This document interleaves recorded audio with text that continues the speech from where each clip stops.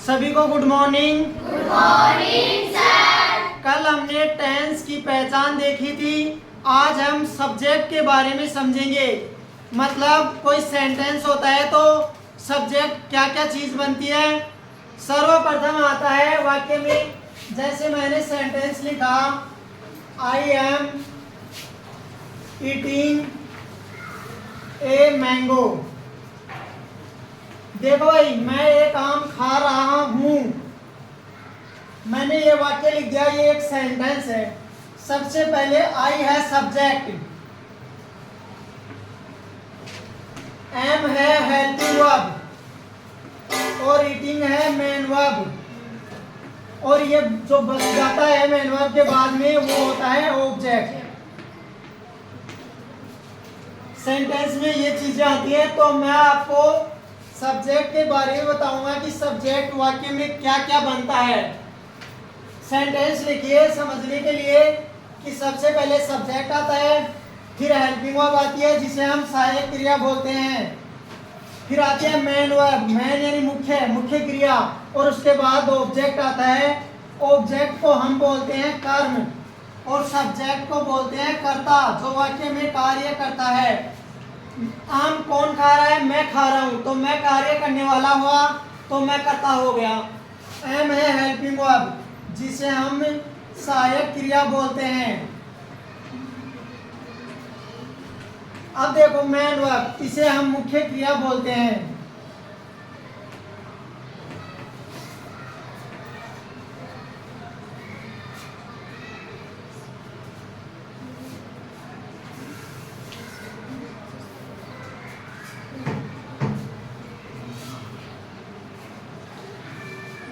I am eating a mango, मैं एक आम खा रहा हूँ। इसमें आई सब्जेक्ट है, एम हेल्पिंग वर्ब है और ईटिंग मेन वर्ब है, ए मैंगो ऑब्जेक्ट। मतलब सबसे पहले तो आएगा सब्जेक्ट, ये ध्यान रखना भाई, जो शुरू में आता है वो सब्जेक्ट होता है। और उसके जस्ट बाद जो मैंने 13 बताई है हेल्पिंग, उसमें से एक आएगी, तो ये एम आ गया, ये हेल्पिंग है वर्ब है, और ईटिंग है मेन वर्ब। जैसे किसी भी वर्ब के अंत में आईएनजी लगा हो, ईडी लगा हो, तो वो मेन वर्ब होती है। मेन वर्ब के बाद में जो वाक्य में जो भी बच जाता है, पूरा बचा हुआ पार्ट ऑब्जेक्ट होता है। अब आगे देखते हैं। पहले हम सब्जेक्ट देखते हैं कि भाई वाक्य में सब्जेक्ट क्या क्या होते हैं। तो देखो, लिखो आगे पर्सन। पर्सन होता है पुरुष। अब देखो, संस्कृत में हम जैसे बोलते हैं उत्तम पुरुष, मध्यम पुरुष और अधम पुरुष, उस प्रकार से इंग्लिश में 3 होते हैं।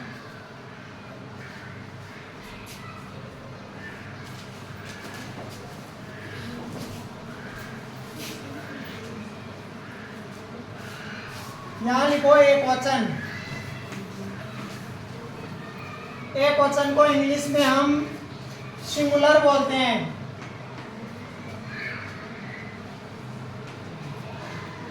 इधर लिखो बहुवचन यानी प्लूरल।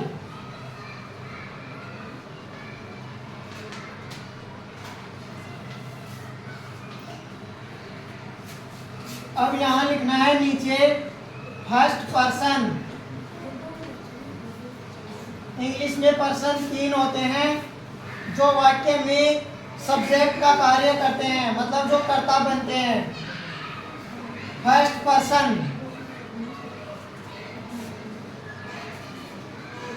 2 नंबर सेकंड पर्सन,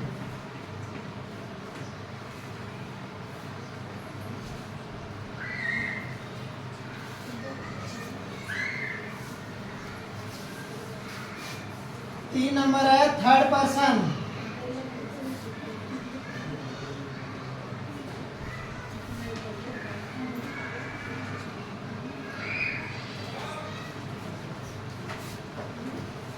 इधर पर्सन लिख लीजिए।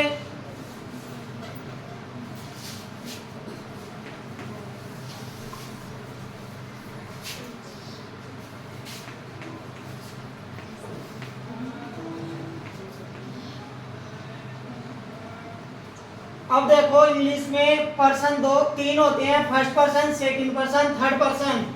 फर्स्ट पर्सन सिंगुलर में सिर्फ आई आता है। आई को हिंदी में मैं बोलते हैं।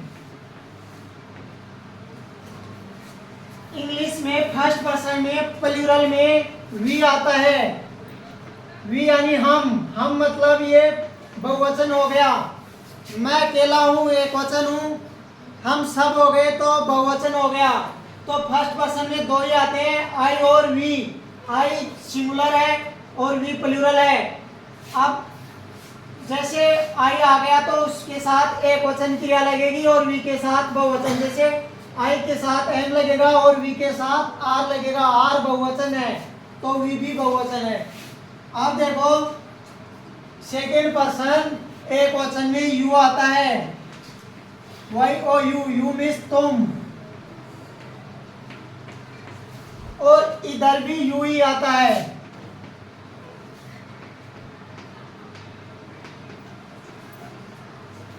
हालांकि यू को ज्यादातर केस में हम बहुवचन ही मानते हैं, तो इसको यहां से मिटा देते हैं क्योंकि ये बहुवचन ही है, तो इसको एक तरफ ही रखते हैं प्लूरल की तरफ। अब देखो थर्ड पर्सन सिंगुलर में आएगा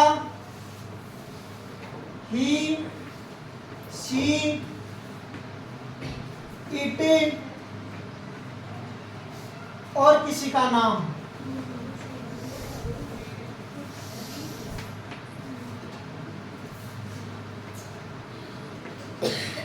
थर्ड पर्सन बहुवचन में आएगा दे। दे मीन्स होता है वे। अब देखो ही यानी होता है वह, ये तो आता है पुरुष के लिए। सी होता है वह, ये स्त्री के लिए आता है। इट निर्जीव के लिए आता है। और किसी का नाम, जैसे नाम किसी का भी हो, चाहे लड़की का हो, लड़के का हो, कोई शहर का हो, नाम आएगा वो थर्ड पर्सन होगा। अब देखो किसी भी सेंटेंस में इन सब के अलावा कोई भी चीज कर्ता नहीं बनती है, सिर्फ ये ही होते हैं कर्ता। शुरू में वाक्य के शुरू में या तो आई आएगा या वी या यू या दे, ही, शी, इट और किसी का नाम, ये चीज आती है। इन सब में से एक आएगा कोई भी सेंटेंस में। चलो जैसे मैं सेंटेंस लिखता हूं, पहले इसको लिख ले फिर मिटा के सेंटेंस लिखते हैं। एक बार वापस देख ले, बोर्ड की तरफ देखे। पर्सन होता है पुरुष। अंग्रेजी भाषा में पर्सन वाक्य में सब्जेक्ट का कार्य करते हैं। ये तीन होते हैं, first person, second person, third person. इन्हें हम दो रूपों में देखते हैं, एक वचन और बहुवचन, सिंगुलर या प्लूरल। सिंगुलर में फर्स्ट पर्सन में आई आता है जिसका हिंदी अर्थ होता है मैं, और फर्स्ट पर्सन प्लूरल में वी आता है जिसका अर्थ होता है हम। पर्सन सेकंड पर्सन एक वचन में कुछ नहीं आता है और प्लूरल में यू आता है तुम, ये बहुवचन में आता है वही। Third person he, she, it और किसी का नाम आएगा और प्लूरल में आएगा दे। दे मीन्स वे। चलो इसको मिटाते हैं और सेंटेंस देखते हैं।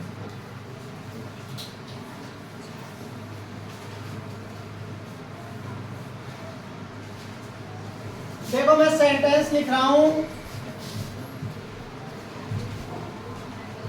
वे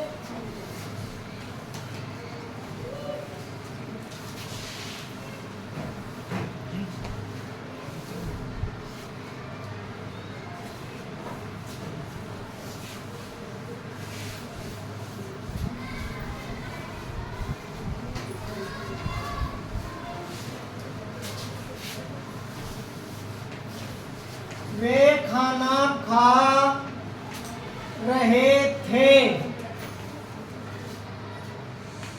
मैंने सेंटेंस लिखा वे खाना खा रहे थे। अब देखो सबसे पहले तो ये देखना है, इसकी पहचान करनी है। थे आ गया तो पास्ट हो गया और रहा, रही, रहे कंटिन्यूअस में आता है। तो ये टेंस का हुआ पास्ट कंटिन्यूअस टेंस। चलो सबसे पहले हमें पहचान करनी आ गई। अब हम देखते हैं, अभी हमने देखा है पर्सन जो वाक्य में सब्जेक्ट का कार्य करते हैं। तो ये आया वे, इसको हम इंग्लिश में दे बोलते हैं। ये थर्ड पर्सन का प्लूरल है, मतलब बहुवचन है, तो ये प्लूरल हो गया। तो पास्ट कंटिन्यूअस में सहायक क्रिया वाज वर होती हैं। अब मुझे एक बात बताइए, दे के साथ वाज आएगा या वर? देखो भाई, दे बहुवचन है और यहाँ वाज तो एक वचन के साथ आता है और वर बहुवचन के साथ आता है। तो यहाँ दे के साथ क्या आएगा? शाबाश, वर आएगा। दे वर खाना को बोलते हैं ईट, तो इसमें पास्ट कंटिन्यूअस में आईएनजी लगता है तो ईटिंग बन जाएगा। अब देखो, दे वर ईटिंग फूड, खाना को हम भोजन बोलते हैं तो फूड हो गया। दे वर ईटिंग फूड,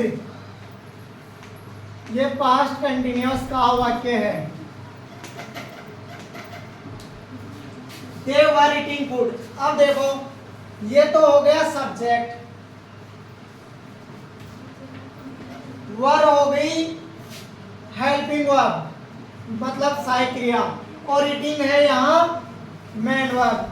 अब आप एक बात बताएंगे, ये फूड बच गया, ये क्या है? Object. Very good, object. Object होता है कर्म, जो वाक्य में बच गया वो ऑब्जेक्ट। इसका मतलब आपको समझ में आ रहा है, और थोड़ा और प्रैक्टिस करेंगे, उदाहरण लिखिए तो अच्छी तरह से समझ में आ जाएगा। चलो मैं अगला वाक्य लिखता हूं, अब आप बताएंगे।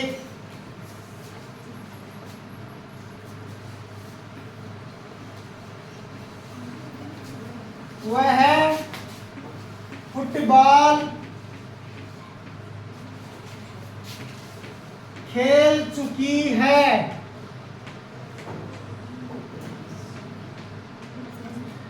मैंने सेंटेंस लिखा, वह फुटबॉल खेल चुकी है।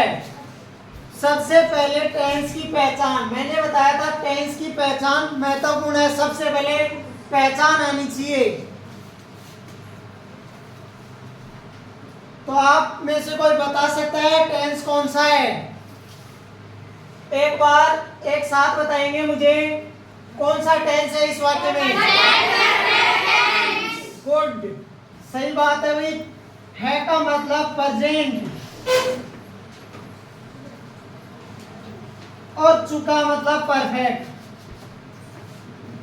ये तो अच्छी बात है, आपने टेंस का नाम बता दिया, प्रेजेंट परफेक्ट टेंस है। अब मुझे ये बताएंगे, इस वाक्य में ये क्या है? वेरी गुड, ये सब्जेक्ट है। अब आप बताएं कि मैं यहाँ क्या लिखूं? ही लिखूं या सी लिखूं? सी। कोई खड़ा होके बता सकता है यहाँ सी क्यों आया?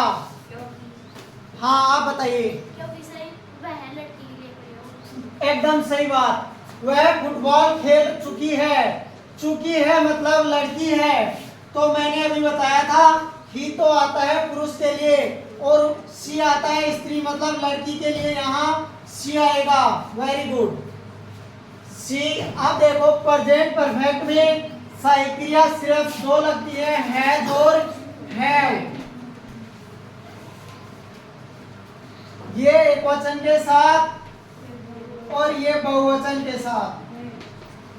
तो यहाँ वह है एक वचन है तो सी हैज लगेगा भाई। सी हैज, खेलना को हम क्या बोलते हैं? प्ले। तो इसकी थर्ड फॉर्म लगेगी। प्ले की थर्ड फॉर्म होती है प्लेड। ईडी लगते ही थर्ड फॉर्म बन गई। She has played football.